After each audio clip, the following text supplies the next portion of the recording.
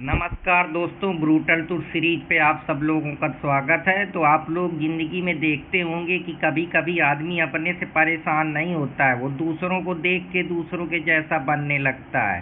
तो जो दूसरों जैसा बनना है, दूसरों की जैसी थिंकिंग का पालन करना है, दूसरों की तरीके सोचना है, वही जो है कंपैरिजन का रूप ले लेता है। कंपैरिजन का मतलब ये है कि इंसान जब अकेले होता है तो वो अपनी वैल्यू को कैसे निर्धारित करे, अब किस आधार पे, किस मानक पे तय करे। तो कोई दूसरा आदमी जब उसको बताता है कि तुम अच्छे हो, तुम में ये वैल्यू है, तुम में ये क्वालिटी है, तो बेसिकली हम क्या करते हैं, अपनी वैल्यू को दूसरों के मानक से, दूसरों के नज़रिए से जब हम चेक करने लगते हैं तो वो कंपैरिजन की कैटेगरी में आ जाता है। जैसे कोई कह देगा कि नहीं, मैं उससे अच्छा हूँ, मैं उसके पीछे नहीं हूँ, तो कहने का मतलब यही कंपैरिजन है कि देख शर्मा जी का बेटा, देख फलाने का बेटा, बस यही कंपैरिजन है। कंपैरिजन सिर्फ एक चीज़ पे नहीं है, कंपैरिजन कई प्रकार से हैं। जैसे कंपैरिजन रूप पे है, कंपैरिजन ब्यूटी पे है, कंपैरिजन छोटे बड़े पे है, पढ़ाई पे है, बिजनेस पे है, व्यवस्थाओं पे है, सामाजिक जो रिचुअल्स हैं, कस्टम हैं, हर चीज़ पे आदमी कंपैरिजन कर रहा है। कंपैरिजन सिर्फ ऐसा नहीं है कि तुम्हारी सोच का है, सोच ही से सब हो रहा है, पर सोच के साथ साथ जो भी चीज़ें उसकी बाई प्रोडक्ट है वो उनसे जुड़ी हुई हैं। जैसे तुमसे कोई अच्छा खेलता है, कोई अच्छा गाता है, कोई अच्छा नाचता है, कोई अच्छा पढ़ने में है, तो तुम कंपैरिजन शुरू कर देते हो। कंपैरिजन ये जन्मजाति नहीं इंसान में पाया जाता है, जब उसकी सोच जो होती है वो इस प्रकार की बन जाती है, वो कंपेयर, क्योंकि इंसान जो है जब आता है तो वो ऐसा नहीं है कि वो कंपेयर करे बिना रह लेगा, किसी न किसी चीज़ पे तो कंपेयर ही करेगा, क्योंकि जो नेचर है वो इस तरीके से बनाया है। जैसे महिला है, पुरुष है, कंपैरिजन हमेशा से बना रहा है। कोई काला है, कोई गोरा है, कोई छोटा है, कोई मोटा है, तो ये कंपैरिजन कभी नहीं जाएगा। लेकिन कंपैरिजन वही है, जहाँ से कंपैरिजन शुरू होता है वहीं से शांति खत्म हो जाती है। जैसे हम छोटे होते हैं, किसी दूसरे के पास कोई गुण होता है, हमारे पास नहीं होता है, तो हम उसको देख के सोचते हैं काश ये मेरे पास गुण आ जाए। तो बेसिकली काश का मतलब ये नहीं है कि वो तुमको गुण चाहिए, वो जो तुमको वैलिडेशन चाहिए, वो जो तुमको इमोशनल रिएक्शन रिस्पॉन्स चाहिए, जो तुमको डोपामीन मिल रहा है, वो देख के तुम जो है बेसिकली उससे कंपेयर करते हो कि यार ये मेरे को, मेरा भी हो जाए तो मुझको भी अच्छा लगे। क्योंकि दिमाग जो है वो सर्वाइविंग मशीन की तरीके काम करता है, वो अभी बचाव चाहता है, फ्यूचर में वो क्या होगा क्या नहीं होगा उससे उसको मतलब नहीं है, वो अभी को देख के चलता है। जैसे तू क्लास में बैठा है, तेरे 70 मार्क्स आ जाए, सामने वाले के 90 आ जाए, तो अब तेरे पास यही सोच, कंपैरिजन वहीं से शुरू हो जाएगा कि यार इसके कैसे 70 आ गए, मैं बेकार हूँ, मुझसे कुछ बेहतर नहीं हो सकता है। लेकिन अगर तू समझदार बनेगा, थिंकिंग डेवलप करेगा, सोच पैदा करेगा, तो ठीक है आ गए, कोई नहीं, मेरे में कमी है, मैं इम्प्रूव करूँगा, मैं अच्छा करूँगा, मैं उससे जलूँगा नहीं, यार ये कर सकता है तो मैं भी कर सकता हूँ। तो यहाँ से पॉजिटिव कंपैरिजन शुरू होता है। प्रॉब्लम तेरे मार्क्स में नहीं है, प्रॉब्लम तेरे सोच में है कि तू कैसे देख रहा है, उस चीज़ को कैसे जज कर रहा है। कंपैरिजन बस यहीं से, माइंड से ही शुरू होता है। अब तेरे पास सिंपल फ़ोन है, दोस्त के पास आईफोन है, काम वही कर रहा है, पर तुझको लगता है यार ये आईफोन खरीदे मतलब इसकी ज़िंदगी बहुत बढ़िया चल रही, क्योंकि दिमाग से मान के बैठा है। हो सकता है वो फ़ोन वो लाया हो, किस्त पे लाया हो, या और कोई तरीके से लिया हो, या पुराना फ़ोन हो, पर तुझको ये लगता है नहीं इसका स्टेटस अच्छा है। तो फ़ोन रियलिटी नहीं है, उसकी वैल्यू को तुम रियल समझ रहे हो। यहीं से जो है इंसान को परेशानी शुरू होती है। धीरे धीरे तुम ये मान लेते हो कि तुम अच्छे नहीं हो, वो तुमसे बेहतर है, वो तुमसे अच्छा है, तुम ये गलती कर रहे हो, ये वो गलती नहीं कर रहा। बस यहीं से जो है तुम अपने को छोटा, अपने को हीन भावना आ जाती है, कंपैरिजन शुरू हो जाता है, एंजाइटी, डिप्रेशन, कॉन्फिडेंस लो हो जाता है। पर रियलिटी में जो है वो कंपैरिजन जैसे नाम की कोई चीज़ ही नहीं है। तू स्वतंत्र पैदा हुआ है, तू अपनी चाल चल, अपने हिसाब से सोच।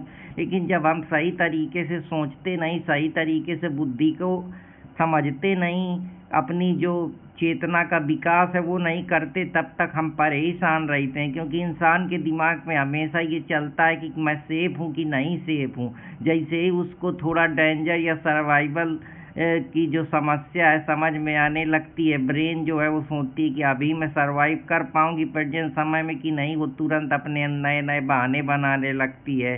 क्या मैं इसमें फिट हूँगा, क्या मैं अच्छा हूँ, क्या मैं प्रोडक्टिविटी कर सकता हूँ, क्या मैं बेहतर कर सकता हूँ, क्या मैं इस रेस से बाहर निकल सकता हूँ, मैं वीक तो नहीं हूँ, मैं कमज़ोर तो नहीं हूँ। आज के टाइम में अब बहुत सारे लोग हैं, तो तुमको लगता है क्या मैं उनसे फाइट कर पाऊंगा, क्या मैं उनसे बेटर हूँ, क्या मैं उनसे पीछे तो नहीं हूँ। यही परेशानी जो है तुमको परेशान करती है।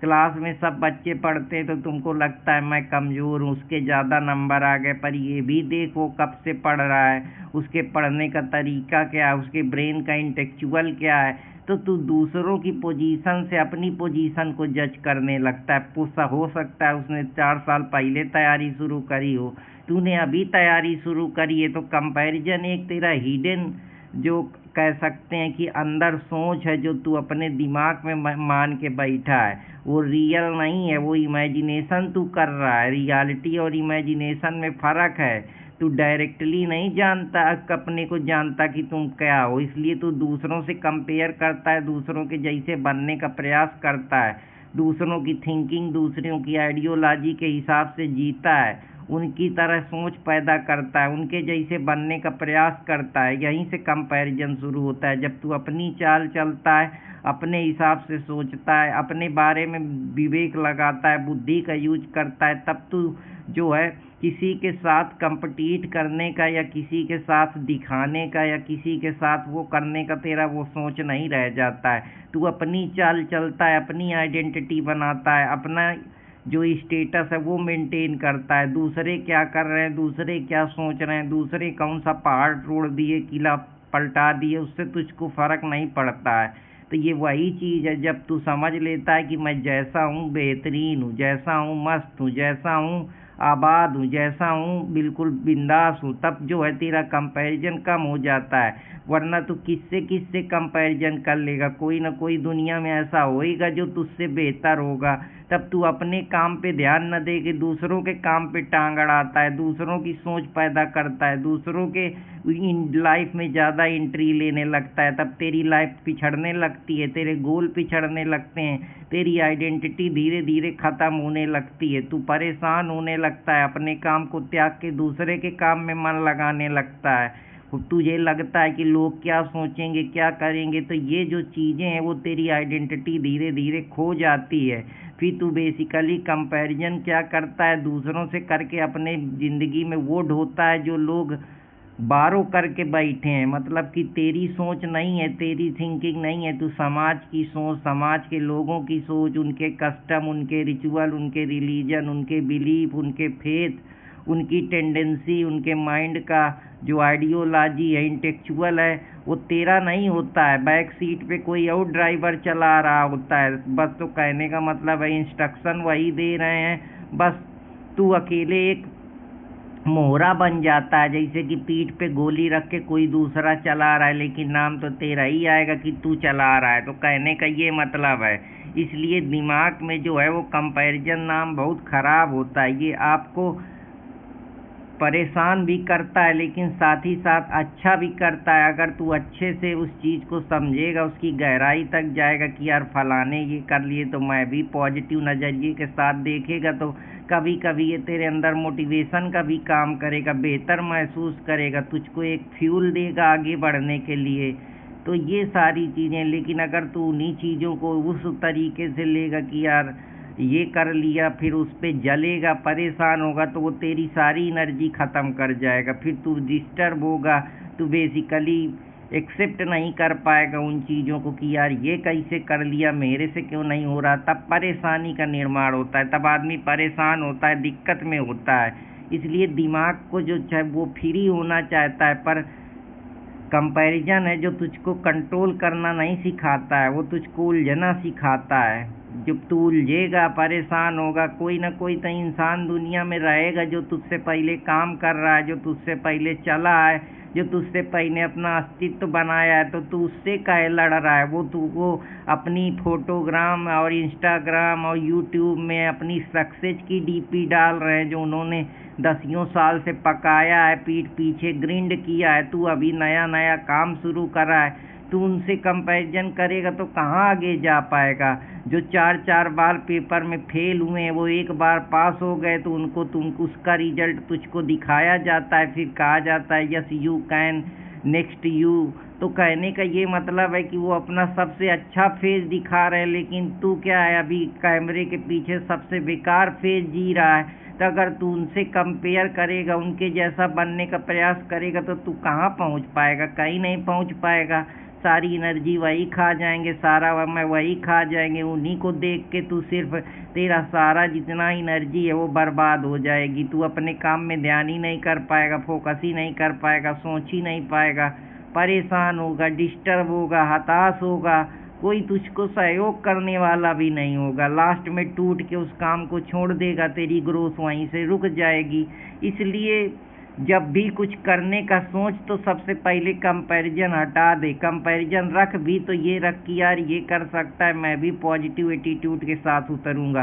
धीरे धीरे तू देखेगा तेरे में परिवर्तन होगा, लेकिन तू होल हार्टली किसी दूसरे की ज़िंदगी को ही अपने ज़िंदगी का जो है वो बना लेगा आधार, तो फिर तू ग्रो नहीं कर पाएगा। इसलिए ग्रो करने के लिए कंपैरिजन नहीं करना है। उस कंपैरिजन के पीछे का जो एनर्जी है, जो सोच है, जो आइडियोलॉजी है वो लेनी है।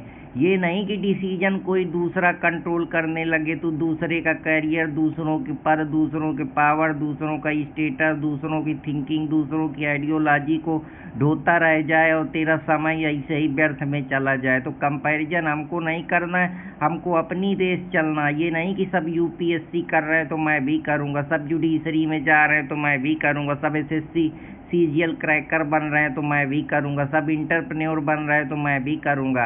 तू सोच तुझको क्या अच्छा लगता है, तेरे दिल को किससे सुकून मिलता है, किससे तू बेहतर महसूस करता है, वो काम कर। भेड़ चाल में नहीं चलना है। भेड़ चाल को सोच समझ के, सिस्टम को जान के अपनी राह बनानी, अपना तरीका बनाना है। वरना कंपैरिजन बहुत ख़राब है, तेरे को तोड़ देगा। लास्ट में तू अकेला महसूस करेगा, न फिर तेरे पास एनर्जी बचेगी, न ऊर्जा बचेगी, तो पूरी तरीके से टूट जाएगा। न तब समाज आगे आएगा तुझे बचाने, न लोग आगे आएंगे। इसलिए समझदार बन, सतर्क बन, वो कर जो तू करना चाहता है, कॉन्फिडेंस पैदा कर।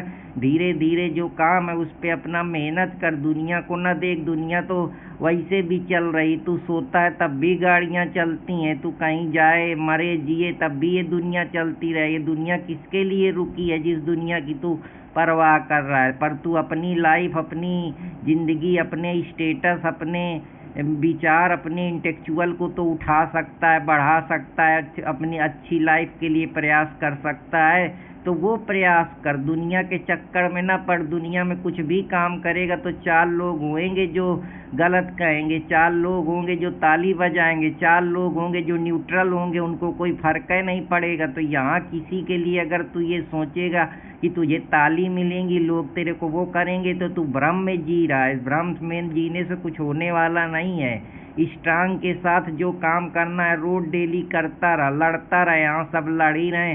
सबकी ज़िंदगी में हर चीज़ अच्छी ही नहीं होती है। बस वो डीपी और फेसबुक और इंस्टाग्राम में लगाने से best couple, we are going to Mussoorie, London, वो सब थोड़ा समय के लिए दिखाया जाता है ताकि हमको भी लोग अटेंशन देते रहें।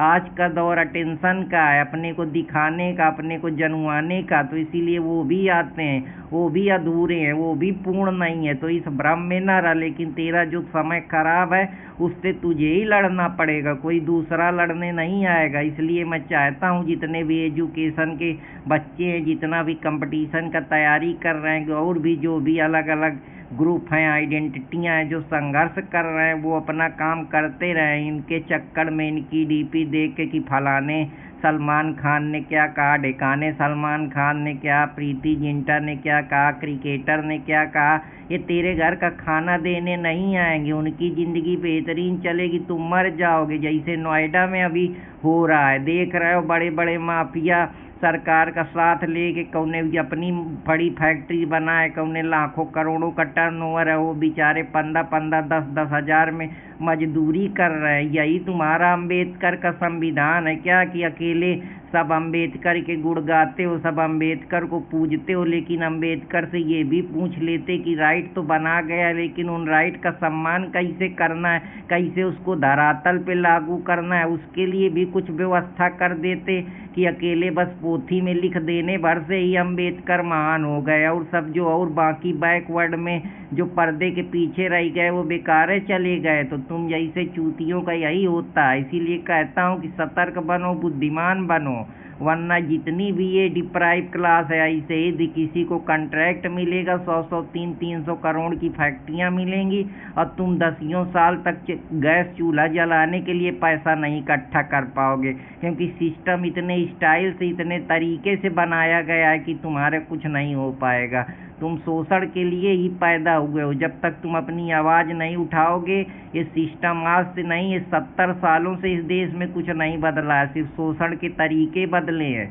और ये नहीं समझ में आएगा, आधों को कंपटीशन में जगह मिलेगी नहीं। लेकिन समस्या ये है ना, भारत की जनता इतनी चूतिया है कि इनको भगवान मान के बैठी है, तो इसी वजह से प्रॉब्लम और परेशानियां होती हैं। और जब तक तुम ये नहीं समझोगे तुम्हारा ऐसे ही होगा। और ये तुमको ऐसे हिंदू राजनीति और ये राजनीति करके ये यूजीसी का मुद्दा, ये आतंकवादी नक्सलिस्ट टेररिस्ट कई कई के अपना सिस्टम अपना कोटा भरते रहेंगे, अब करोड़ों रुपया इकट्ठा कर लेंगे और तुम ऐसे ही मरते रहोगे। तुमको कोई रोटी क्या बिस्किट देने वाला कुत्ता भी नहीं पूछेगा। सच्चाई तो ये है, अगर तुम अब भी नहीं सुधरोगे और नहीं सतर्क रहोगे तो मरते रहो।